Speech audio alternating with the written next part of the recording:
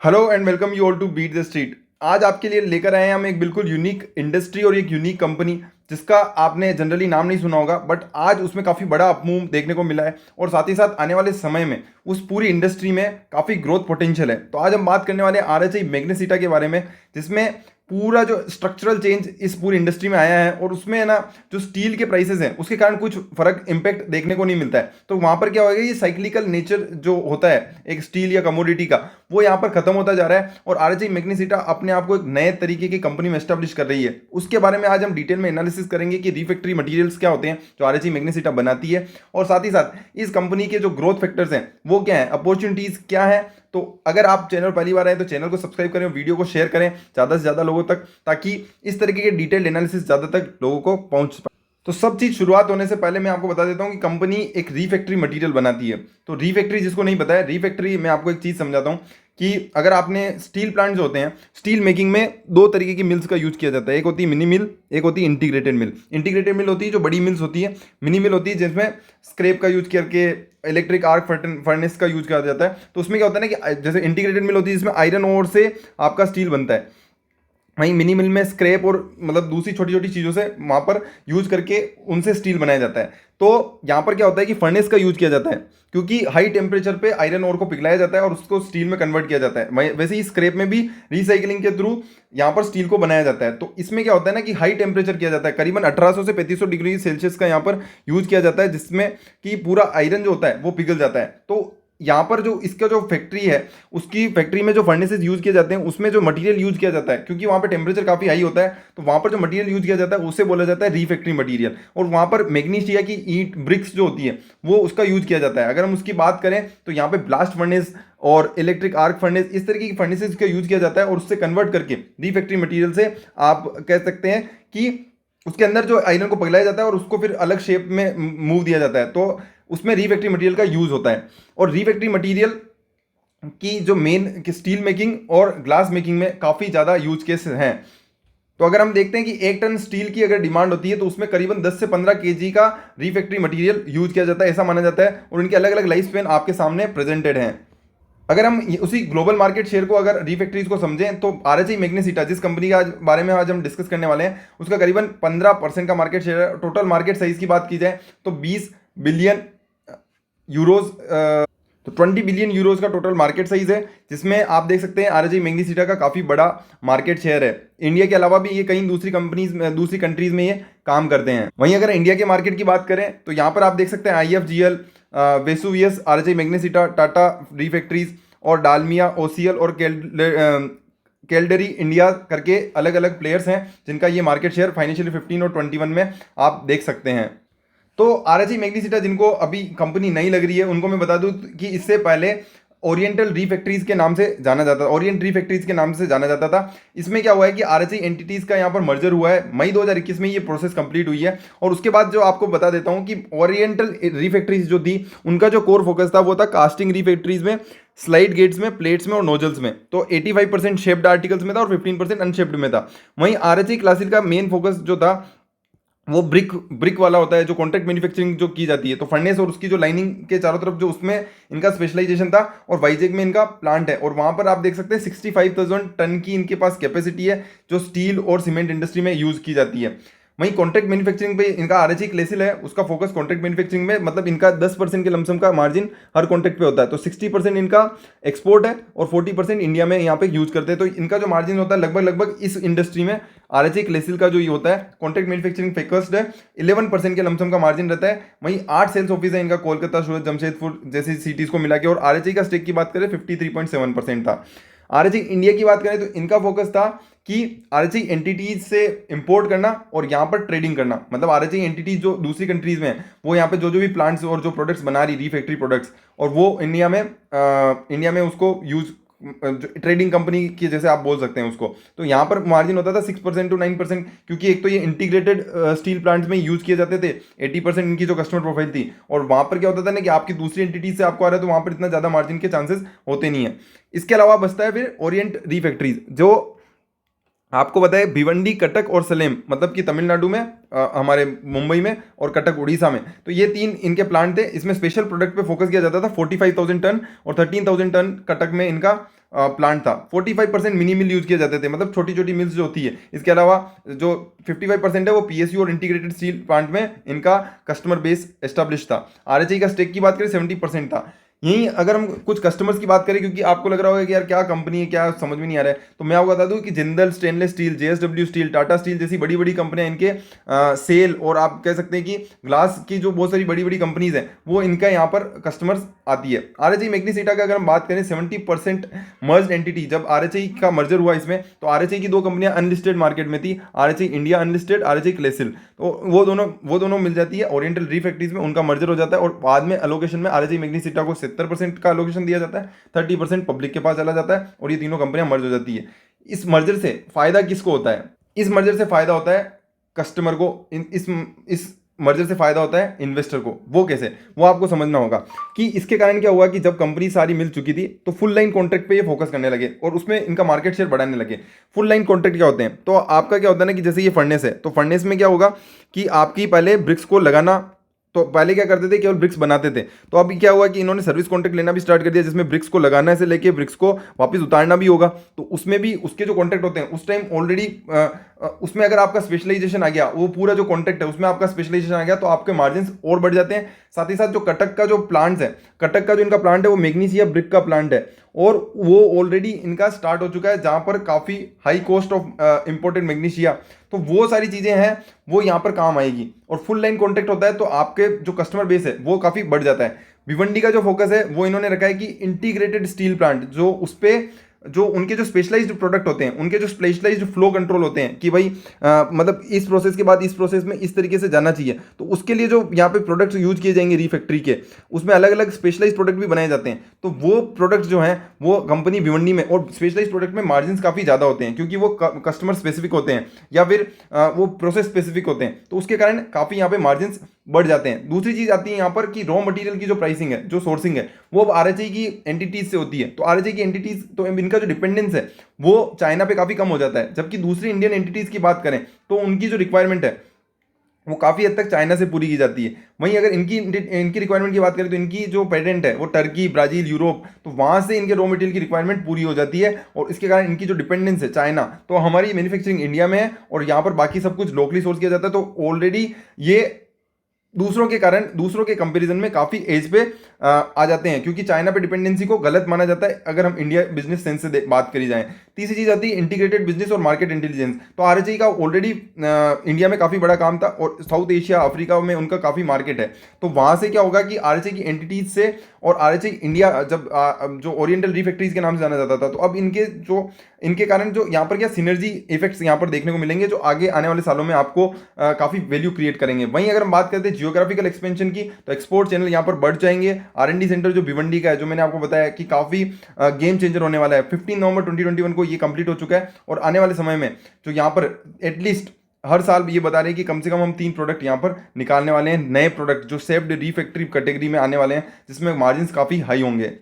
वहीं आरएचआई क्लासिल, जिसमें हमने बात किया था, आरएचआई क्लासिल का क्या बिजनेस था? आरएचआई क्लासिल का बिजनेस का जो सेंस था वो ये था कि कॉन्ट्रैक्ट मैन्युफैक्चरिंग करते थे ये। तो कॉन्ट्रैक्ट मैन्युफैक्चरिंग में क्या करते थे, कॉस्ट प्लस 10% ये मार्जिन रखते थे। तो यहाँ पर क्या था, फिक्स लगभग 10% का मार्जिन बैठ जाता था लगभग। अभी इन्होंने क्या किया है कि इसकी भी एल्यूमिनिया की जो ब्रिक्स यहाँ पे बनाई जाती थी उसकी जो कैपेसिटी है उसको ये फाइनेंशियल ईयर 23 तक और एक्सपेंड करने वाले हैं। तो ये 90,000 टन तक ये कैपेसिटी और यहाँ पर बढ़ने वाली है। तो ये भी काफ़ी पॉजिटिव रहेगा इस कंपनी के लिए। और यहाँ पर जो केगर है वो आप देख सकते हैं कि किस तरीके का केगर रहा है पिछले 14-15 से अगर हम देखें तो 10% से ऊपर रहा है, क्योंकि 8-9% का यहाँ पर रेवेन्यू ग्रोथ भी रहने वाला है जैसा कंपनी का मानना है। और साथ ही साथ 60% रेवेन्यू एक्सपोर्ट से आता है और 40% डोमेस्टिक से आता है। तो 10 से 13% के मार्जिन यहाँ पर एक्सपेक्टेड है कंपनी के इस वाले सेक्टर। तो आत्मनिर्भर भारत के बाद क्या हुआ है, जो एक चीज इस कंपनी को फायदेमंद रही है वो है कि कंपनी ने क्या किया है कि एक कटक का प्लांट है उसका जो यूज है वो काफी होगा इंपोर्ट सब्सटीट्यूशन के लिए, क्योंकि कंपनी क्या, इंडिया पूरा हमारा डिपेंडेंस है मैग्नीशिया ब्रिक्स के लिए। हम चाइना पे काफी हद तक डिपेंडेंट रहते हैं, एल्यूमिनिया ब्रिक्स के लिए भी रहते हैं और मैग्नीशिया ब्रिक्स के भी रहते हैं।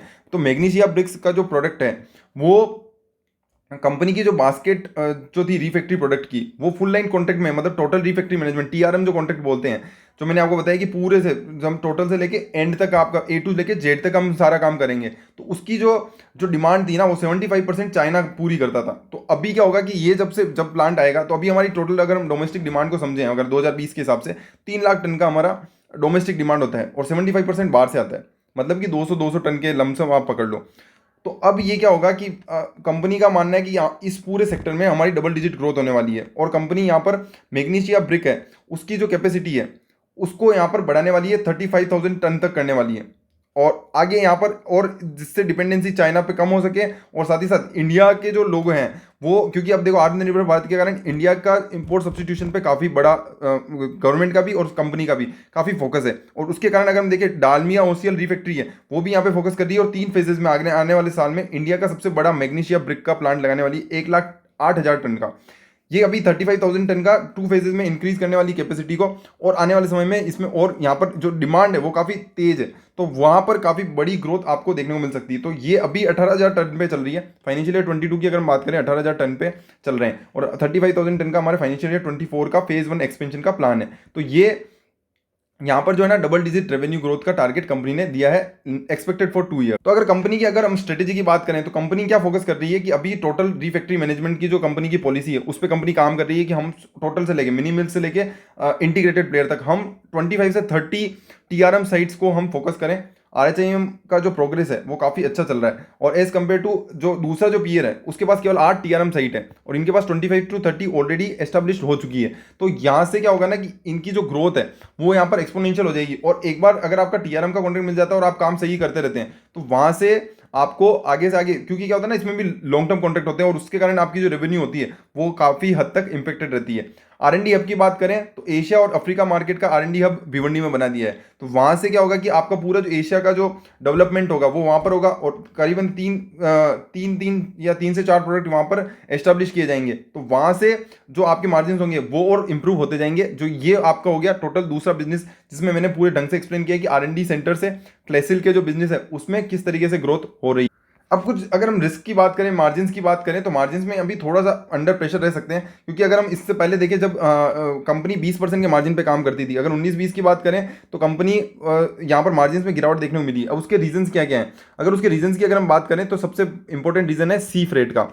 एक तो सी फ्रेट में है ना अभी बहुत जो प्राइस है वो अगर हम देखें तो उसमें काफ़ी कॉस्ट इन्फ्लेशन चल रहा है, और उसके कारण क्या होगा है कि आपकी जो आपका इंपोर्ट पे अगर आपका, जैसे अभी ये ब्राज़ील से इनके पेरेंट्स से भी अगर ये इंपोर्ट करते हैं, तो वहाँ पर क्या है कि उसकी जो कॉस्ट है वो बढ़ जाती है जब आप सी फ्रेट से, सी से अगर आप माल मंगाते हैं। तो पहली चीज़ तो वो, दूसरी चीज़ है कि कंपनी के जो प्रोडक्ट्स हैं, वो कंपनी के जो प्रोडक्ट्स हैं उसमें उसकी भी डिमांड है, और उसकी भी जो प्राइसिंग है इन्फ्लेशन के कारण काफ़ी बढ़ चुकी है। तो ये दो चीज़ें हैं, साथ ही साथ आपके जो मार्जिन है आरएसआई क्लासिक बिजनेस में वो काफ़ी कम है, तो उसके कारण भी यहाँ पर मार्जिन पे इम्पैक्ट थोड़े टाइम रहने वाला है, but over a period of time यहाँ पर इसमें ग्रोथ आपको दिखने वाली है। क्योंकि इंडिया, अगर हम बात करें कि इंडिया में अगर हम स्टील बिजनेस को समझें, क्योंकि इनका जो मेजर काम होगा वो स्टील प्लांट्स के कारण इसमें ग्रोथ देखने को मिलेगी। और स्टील प्लांट की अगर हम कैपेक्स की अनाउंसमेंट की बात करें तो पिछले पिछले साल में अगर हम देखते हैं कोरोना के बाद, वहाँ पर है ना अगर 100 टन की आपके पास कैपेसिटी थी, तो इंडिया की कैपेसिटी 30% से बढ़ चुकी है, मतलब 130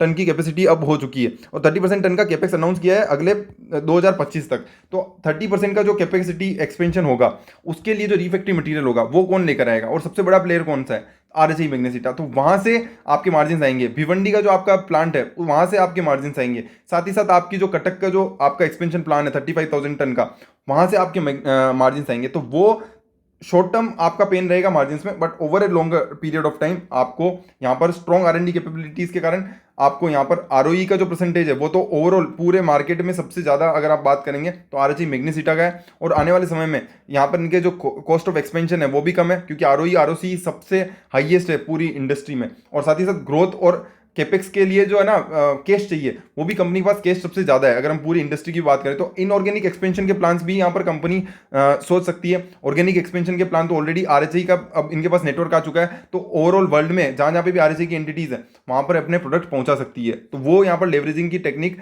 कंपनी के पास हमेशा रहने वाली है। ये कंपनी के नेट कैश पोजीशन की बात करें तो कंपनी के पास अगर हम फाइनेंशियल ईयर 21 में बात करें तो ये आप देख सकते हैं कि उनका जो कैपेक्स और एक्विजिशन के लिए काफ़ी अच्छे तरीके से कंपनी एस्टाब्लिश्ड है। As compare to other companies बात करें पीयर कंपेरिजन की, तो वहां पर भी आप देख सकते हैं कि कंपनी का हाईएस्ट मार्जिन में अभी भी मार्जिन में एंजॉय करती है, जो कि अभी गिरे हैं क्योंकि आप कह सकते हैं कोरोना के कारण भी और जो ये रशिया यूक्रेन के वार के कारण भी यहाँ पर थोड़ा सा वॉलेटिलिटी रहने वाली है। But over a period of time अगर आप लॉन्गर टर्म यहाँ पर इन्वेस्टमेंट का प्लान कर रहे हैं तो this will gonna be the best business. और इसमें ओनली आपका जो मैग्नीशिया ब्रिक्स है वो यहाँ पे स्पेशलाइज्ड डी फैक्ट्रीज जो भिवंडी के थ्रू है उसमें ना, और डोमेस्टिक मार्केट शेयर में यहाँ पर काफ़ी अच्छा गेन आने वाले समय में होने वाला है टोटल री मैनेजमेंट के कारण।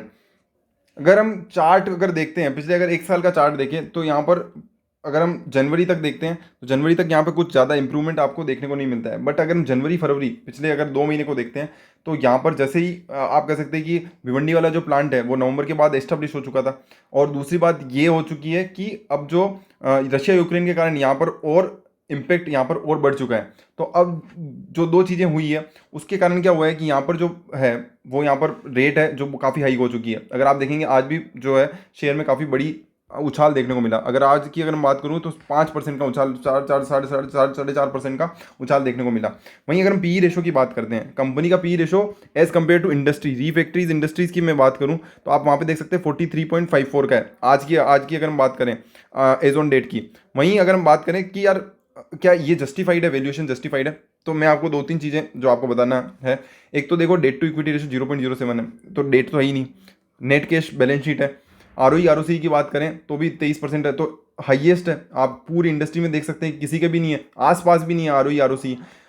टीआरएम पे कंपनी फोकस कर रही है। मार्जिन तो ज़्यादा रहने ही वाले हैं, पी ज़्यादा हाईएस्ट होगा क्योंकि कंपनी के पास वैल्यू है। जिसके पास वैल्यू होगी वो सस्ते भाव में आपको नहीं मिलेगा, पहली बात तो। दूसरी बात है कि जो वैल्यूएशंस हैं वो क्या होता है कि आपके जो नंबर्स होंगे उसको जस्टिफाइड करती हुई नजर आनी चाहिए। अगर आपके जो नंबर्स हैं, अगर हम फाइनेंशियल्स को देखते हैं तो अगर हम पिछले मार्च 2019 से दिसंबर 2021 जो क्वार्टरली रिजल्ट्स हैं वो आप देखें तो आप देख सकते हैं प्रॉफिट आफ्टर टैक्स 34 से 100 करोड़ हो चुका है। वो अपने आप में जस्टिफाई कर रहा है कि यार आगे किस तरीके के नंबर्स आ सकते हैं, क्योंकि जो टाटा स्टील और जो कैपेक्स अनाउंसमेंट किया गया है वो 30% है। जो हम आज तक की कैपेसिटी 100% है वो उसके ऊपर 30% है, तो 130% होने वाला है। तो वहाँ पर डिमांड तो रहने वाली है, ग्लासेस की डिमांड बढ़ने वाली है क्योंकि सोलर में ग्लासेस का काफ़ी यूज होता है। तो वहाँ पर भी इनका जो यूज केसेस है वो यहाँ पर ज़्यादा है। वहीं अगर हम बात करते हैं कंपनी जो 2012 से लेकर अगर मार्च 2021 तक 46 से 184 करोड़ तक इनका हो चुका है। कंपाउंडेड प्रॉफिट ग्रोथ की बात करें पिछले 10 सालों में 108% की कंपाउंडेड ग्रोथ दी है। वहीं सेल्स ग्रोथ की बात करें पिछले 5 सालों में 24% की ग्रोथ दी है। रिटर्न ऑन इक्विटी 27% 10 ईयर्स में। तो बैलेंस शीट और मैनेजमेंट वाइज आप इसमें कोई डाउट नहीं है। Free cash flow, net cash flow की बात करें पॉजिटिव है। रेशोज की अगर हम बात कर लेते हैं, कैश कन्वर्जन साइकिल उस पर भी काम किया जा रहा है और उसको भी लगातार कम करने की कोशिश की जा रही है। शेयर होल्डिंग में देख सकते हैं 70% का ऑलरेडी प्रमोटर का है और 30% पब्लिक का है। अभी डीआईआई ने भी यहाँ पे फोकस करना स्टार्ट कर दिया। अगर आप देखेंगे ना तो यहाँ पर डीआईआई में म्यूचुअल फंड और 10% का यहाँ पर ऑलरेडी एस्टेब्लिशमेंट हो चुका है, और पहले भी 10% था।